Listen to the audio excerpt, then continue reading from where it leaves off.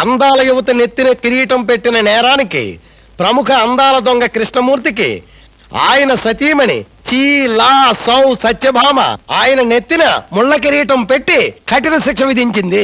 Hello Sundar గారు,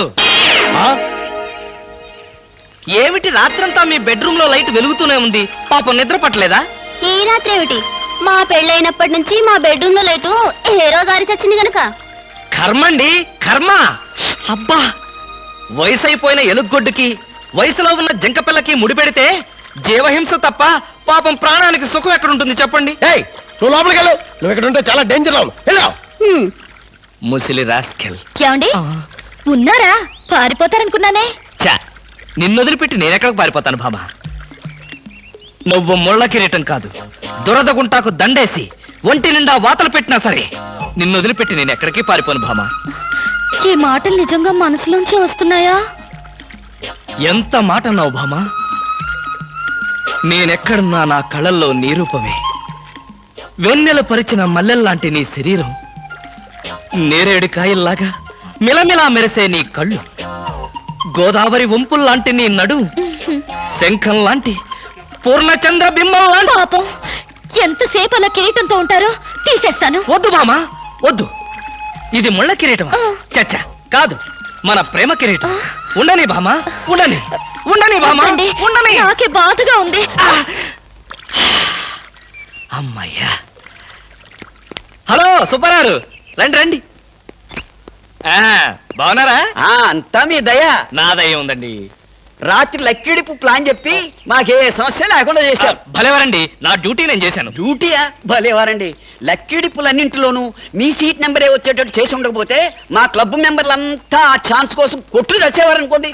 మొత్తానికి అందాల యువత నెత్తి మీద కిరీటం పెట్టే ఛాన్స్ కొట్టేశారు. వస్తాను.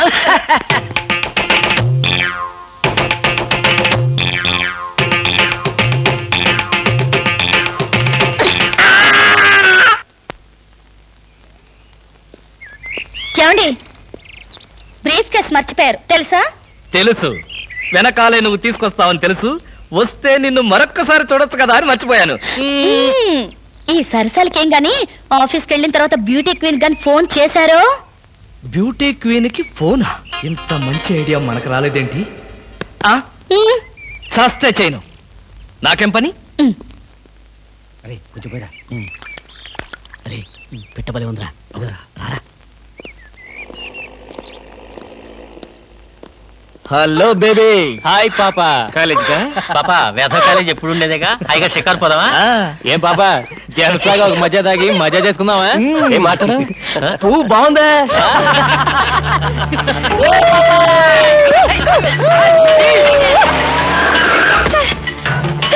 వీళ్ళెవరో నన్ను అల్లరి చేస్తున్నారు సార్.